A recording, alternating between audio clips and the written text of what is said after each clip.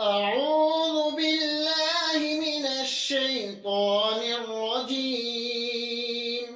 بسم الله الرحمن الرحيم. والتين والزيتون وطور سينين وهذا البلد الأمين. لقد خلقنا الإنسان في أحسن تقويم ثم رددناه أسفل سافلين إلا الذين آمنوا وعملوا الصالحات فلهم أجر غير ممنون. فما يكذبك بعد بالدين؟ أليس الله بأحكم الحاكمين؟